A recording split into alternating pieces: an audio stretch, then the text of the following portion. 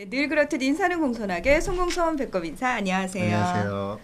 위클리빗 황당무계 황당한 문화나의 개소리. 안녕하세요, 문희정입니다. 안녕하세요. 이학범입니다. 학범 대표님, 네. 그 예전에 수의사 선생님들은 네. 동물 진료가 좀 주 업무였잖아요. 네. 근데 최근에는요, 사실 동물병원의 규모도 좀 커지고 하다 네. 보니까 동물 진료 이외에도 신경 쓰셔야 될 부분들이 상당히 많아요. 그럼요. 네. 근데 좀 궁금할 때가 네. 과연 그 수의사 선생님들이 그런 진료 이외에 동물병원과 관련된 업무들을 다 잘 하고 계실까? 또는 예, 네.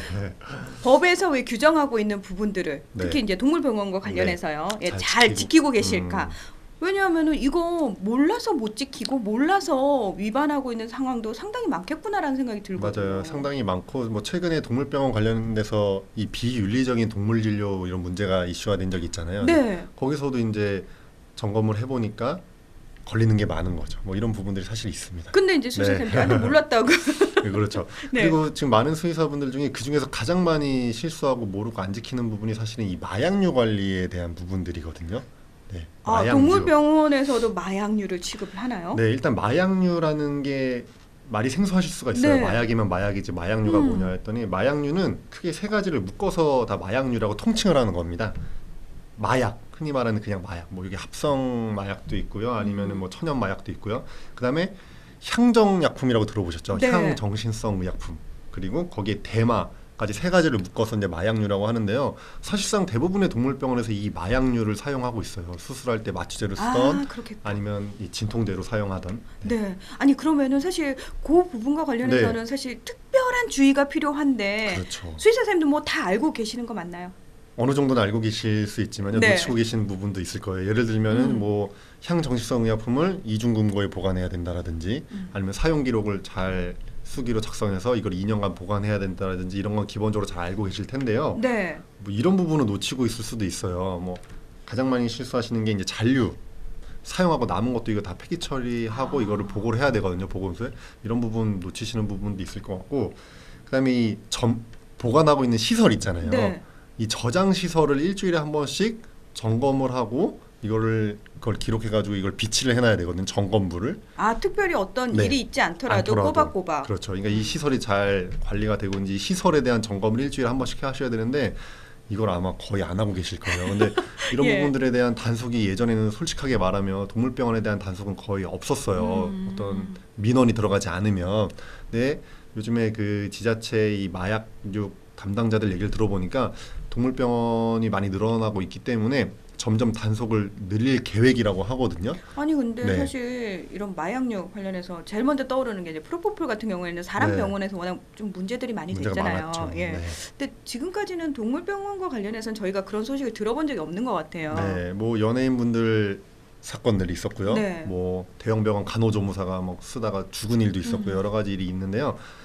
그러니까 이게 정부에서 마약류에 대한 전반적인 관리 자체를 굉장히 강화하고 있어요. 그러면서 자연스럽게 마약류 취급 의료업자로 분류되어 있는 동물병원에 대한 수의사에 대한 관리도 같이 증가된다고 보면 되고요. 그러면서 점검도 늘어날 거기 때문에 이런 부분에 대한 주의가 필요할 것 같습니다. 아 그러면은 네. 오늘 방송은 특별히 우리 수의사 선생님들이 더 집중해서 보셔야 되겠네요. 그렇죠. 네. 뭐 대부분의 동물병원이 마약류 취급 의료업자로 분류가 되어 있거든요. 수의사분들이. 그래서 이제 주의가 필요한데요. 특히 이제 오늘 강조해서 말씀드리고 싶은 것은 내년 5월 18일 날 마약류 통합 관리 시스템이라는 것이 발족이 돼가지고 이거 사용이 의무화돼요. 내년 5월 18일부터 마약류 통합 관리 시스템. 그래서 기존에 마약류를 쓰고 있는 분들이 이걸 보고하는 체계 자체가 아예 바뀌어 버리거든요. 그러니까 그러면은 기존에는 어떤 식으로? 기존에는 네. 마약류를 제조 수입하거나 도매하거나 조제하거나 투약한 기록을 수기로 작성해서 이 기록부를 2년간 수기로 작성한 기록부를 보관하게 돼 있는데요. 이게 전부 내년 5월 18일부터는 전산보고 시스템으로 바뀐다고 보시면 돼요. 마약류 통합관리 시스템이라는 시스템으로 다 관리가 되거든요. 이 마약류 통합관리 시스템이 그럼 뭐냐? 이게 마약류가 만들어지는, 제조되는 과정부터 수입, 유통, 사용, 그리고 폐기될 때까지 마약류가 탄생하는 순간부터 없어지는 순간까지 전부 다 정부가 전산으로 관리하겠다, 모니터링하겠다 이런 제도입니다. 아 축산물로 치면 이력관리제처럼. 그렇죠. 그런 거랑 비슷하다고 보시면 되죠. 그런데 이거 가장 큰 차이점은 기존에 수기로 보고하던 거를 이제 전산으로 보고해야 되는 방법이거든요. 네. 그러니까 보고 방법이 바뀌는 건데요. 이게 기존에도 사실은 수기로 하는 거를 제대로 못 하고 있는 곳이 많았는데 지킬 걸 안 지키고 있는 곳이 많았는데 이제는 사실 좀 귀찮으니까. 그렇죠. 예. 그리고 또 점검이 잘 안 나오니까. 근데 이제는 이거를 의무화했기 때문에 무조건 이제 사용하는 방법을 정확히 아셔야 됩니다. 아 그럼 이거 뭐 특별한 방법이 필요한 거예요? 네, 이 마약류 통합관리 시스템에 보고하는 방법이 이제 세 가지예요. 일단 동물병원에서 어떤 것들을 보고를 해야 되냐면 네. 마약류를 구입했을 때 구입 보고를 해야 되고요. 투약했을 때 투약 보고를 해야 되고 즉시. 7일 내에. 아 7일 내에. 그러니까 구입하고 구입한 뒤 7일 내에 보고하도록 되어 있고요. 그다음에 투약한 뒤 후에 7일 내에 보고하도록 되어 있고요. 또 양도나 양수했을 때 양도 양수 보고를 해야 되고요. 역시 7일 내에. 그리고 이제 폐기했을 때 폐기 처리가 끝난 다음에 민원 처리가 끝난 다음에 7일 내에 보고하도록 되어 있어요. 그래서 동물병원에서는 구입 보고, 투약 보고, 양도 양수 보고, 폐기 보고 이 네 가지를 주로 하셔야 되는데요. 이게 이제 그럼 어떻게 해야 되냐가 문제잖아요. 네. 이 시스템이 이제 만들어지는데 시스템을 이제 직접 인터넷이 되는 곳에서 시스템을 열어서 본인이 직접 이제 보고하는 방법이 있고요.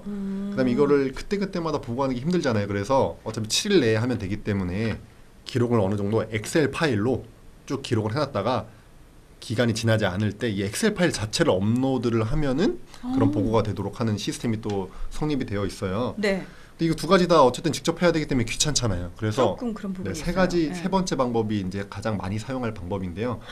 이 내부 관리용 프로그램과 연계를 통한 보고할 수 있는 방법을 만들어 놨어요. 그러니까 예를 들어서 네.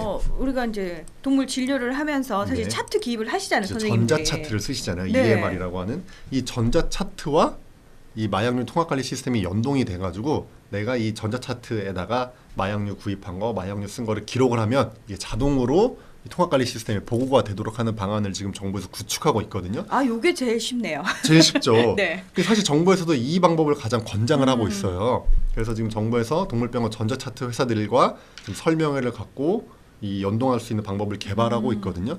그래서 동물병원 수의사 분들은 내년 5월까지 일단 방법을 다 숙지하시고요. 내가 사용하고 있는 전자 차트가 마약류 통합관리 시스템과 연동이 되는지를 꼭 확인을 하셔야 될 것 같아요. 아, 그거 중요하네, 진짜. 그렇죠. 그래서- 당연히 되겠거니라고 생각하고 있을 수도 있잖아요. 네, 아마 큰 회사들은 다 될 거예요. 근데 지금 마이너한 업체 거 쓰고 있는 분들, 마이너한 업체라고 하기도 애매한 게 그냥 막 개발해서 쓰시는 분들이 있어요. 그런 거랑 그냥 엑셀 파일로 아직도 하시는 분들도 있고요.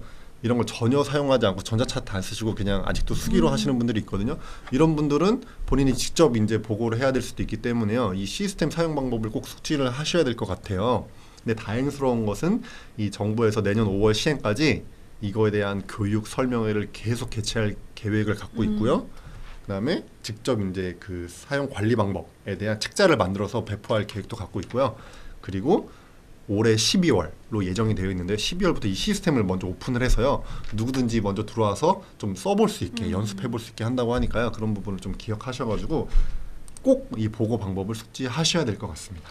근데 이렇게 말씀을 드려도 네. 사실 선생님들 중에서는 관심이 없거나 또 그쵸. 끝까지 모르시는 분들이 계실 수 있거든요. 그렇죠. 그래서 이런 부분과 관련해서 대한수의사회 차원이라든지 또는 당연히 지부 계획이 차원에서 있습니다. 네. 이게 많이 바뀌잖아요. 그래서 아무리 이걸 해야 된다 말씀드려도 안 하시는 분들도 있고요. 근데 다행스러운 거는 자기가 지금 쓰는 차트가 연동이 되면은 내가 이거 별로 특별히 이게 바뀌었는지 알지도 못하는 상황 속에서 이게 넘어갈 수도 있어요. 연동이 되니까요. 근데 이걸 모르고 넘어가시는 분들이 많고 만약에 이걸 이제 법이 바뀌고 이렇게 해야 되는데 의무 사항인데 보고를 안 하게 되면 이제 뭐 영업정지 들어오고 하잖아요. 이게 타격이 클 수 있거든요. 네. 게다가 그런 분들은 없겠지만 마약류를 원래 사용 목적 외에 다른 곳에 사용하면 이건 형사처벌 대상까지 되거든요. 굉장히 중요한 사항이어서 꼭 기억을 해야 되겠고요. 다행스러운 것은 말씀하신 대로 대한수의사회든 지부수의사회든 연수교육을 할 때 이런 마약류 관리에 대한 교육을 계속 넣을 거거든요. 그래서 그런 거 참고하시면 특별히 문제는 없을 것 같습니다.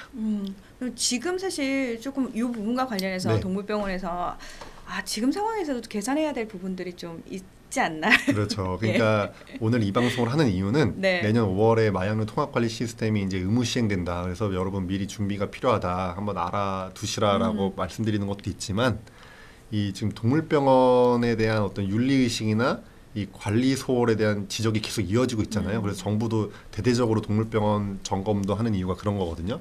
근데 그 중에서도 특별히 이 마약류 관리에 대한 부분은 일선 동물병원 수의사분들이 조금 더 신경을 써서 관리를 하고 이 법으로 지켜야 되는 거잖아요. 이 네. 수의사법이 아니거든요. 마약류 관리에 관한 법률을 지켜야 되는 거거든요. 이 법에 적혀 있는 그런 의무사항 꼭 지켜 주십사 당부를 드리기 위해서 이렇게 말씀을 드립니다.